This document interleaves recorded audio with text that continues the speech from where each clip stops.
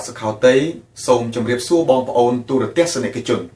នេះជាកម្មវិធីផ្សាយព័ត៌មានប្រចាំថ្ងៃរបស់ទូរទស្សន៍សង្គ្រោះជាតិដែលផ្សាយតាមរយៈប្រព័ន្ធអ៊ីនធឺណិតយុវជនម្នាក់ត្រូវបានដោះលែងឲ្យមានសេរីភាពមកវិញហើយបន្ទាប់ពីអាជ្ញាធររដ្ឋាភិបាលបានឃុំខ្លួនគេ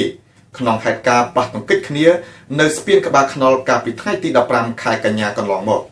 កាលពីថ្ងៃអង្គារទី3ខែធ្នូនេះលោកឯកចនូយុវជនម្នាក់ទៀតក៏ត្រូវបានដោះលែងពីពន្ធនាគារព្រៃសរមកវិញដែរដោយត្រូវបានទទួលដោយលោកហូវ៉ាន់អ្នកតំណាងរាស្ត្រគណៈបក្សសង្គ្រោះជាតិ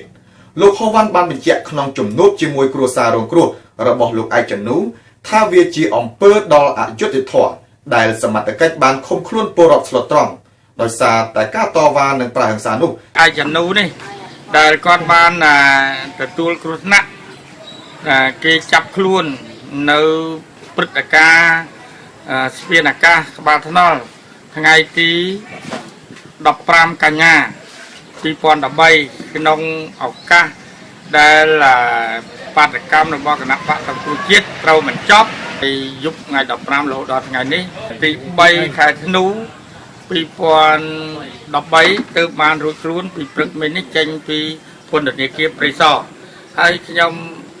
សូមលើកទឹកចិត្តនិងថ្លែងអំណរគុណដល់យុវជនឯកចនូដែលបានតស៊ូហើយនឹងធ្លាប់បានចូលរួមជាមួយគណៈបក្សសង្គ្រោះជាតិជាមួយយើងខ្ញុំដែរក្នុងការធ្វើបាតកម្មអាជ្ញាធររដ្ឋាភិបាលបានបើកឆាកជាមុនក្នុងការបង្ក្រាបនោះលោកឯកចនូត្រូវបានឃុំខ្លួនដោយខុសច្បាប់អស់រយៈពេលជាង2ខែមកហើយ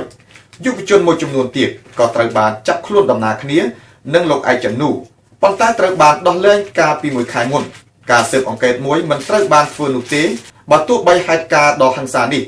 បានបណ្ដាលឲ្យមានមនុស្សស្លាប់ម្នាក់និងរងរបួសមួយចំនួនទៀតក៏ដោយលោកហូវ៉ាន់អ្នកតំណាងរាស្ត្រគណៈបក្សសង្គ្រោះជាតិរាជធានីភ្នំពេញកាលពីថ្ងៃអង្គារម្សិលមិញនេះលោកបានចុះធ្វើអន្តរាគមន៍ករណីក្រុមកម្មកររោងចក្រ USA Foley File Enterprise ដែលបាននាំគ្នាធ្វើការតវ៉ាមុនរោងចក្រទាមទារឲ្យមានការផ្ដល់ប្រាក់អតីតភាពជូនកម្មកររោងចក្រ USA Foley File Enterprise មានទីតាំងស្ថិតនៅក្នុងសង្កាត់ចាក់អង្រែក្រោមខណ្ឌមានជ័យរាជធានីភ្នំពេញត្រូវបានថៅកែបិទទ្វារហើយលក់ឲ្យថៅកែថ្មីគ្រប់គ្រងជំនួសដោយមិនបានផ្ដល់ប្រាក់អតីតភាពជូនដល់ក្រុមកម្មករឡើយក្នុងការតវ៉ាក្រុមកម្មករបាននាំគ្នាដុតកង់ឡានមុខរោងចក្រនិងបានទាមទារឲ្យអាជ្ញាធរត្រូវមានវិធានការតាមផ្លូវច្បាប់លោកហូវ៉ាន់អ្នកតំណាងរាស្ត្រមណ្ឌលភ្នំពេញនៅចំពោះមុខកម្មករលោកបានបញ្ជាក់ថាករណីនេះជាការទទួលខុសត្រូវរួមគ្នារវាងថៅកែរោងចក្រនិងក្រសួងការងារដែលលោកនឹងធ្វើលិខិតដើម្បីទាមទារឲ្យក្រុមហ៊ុនគោរពច្បាប់ការងារលោកថាលោកគាំទ្រការតវ៉ារបស់កម្មករហើយទុកលំបាករបស់កម្មករគឺជាទុកលំបាករបស់អ្នកតំណាងរាស្ត្រគណៈបក្សសង្គ្រោះជាតិខ្ញុំសម្ដែងទៅការគាំទ្រទាំងស្រុងចំពោះបងប្អូនកម្មករនៅរោងចក្រ USA Polyfill Cambodia នេះនៅបកប្រហែលតែបងប្អូនធ្វើបាតកម្មនេះគឺបាតកម្មដើម្បីឲ្យអនុវត្តត្រឹមត្រូវតាមច្បាប់តែប៉ុណ្ណេះទេមិនមែនធ្វើអ្វីរំលោភច្បាប់ឬក៏ចង់ទាមទារផលប្រយោជន៍ហួសហេតុអ្វីដែលច្បាប់មិនកំណត់នោះដែរសូមឲ្យក្រសួងការងារនិងក្រសួងពាក់ព័ន្ធ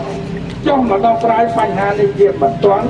ដោយធ្វើជាអាជ្ញាកណ្ដាលរៀបចំយ៉ាងណាឲ្យការគោរពច្បាប់នៅកម្ពុជាយើងនិងផលប្រយោជន៍កម្មករត្រូវបានទទួលទាំងអស់គ្នាមែនទេបងប្អូនបាទព័ត៌មានប្រចាំថ្ងៃដែលជម្រាបដោយខ្ញុំបាទសុខោតីនៅពេលនេះចប់តែប៉ុណ្ណេះ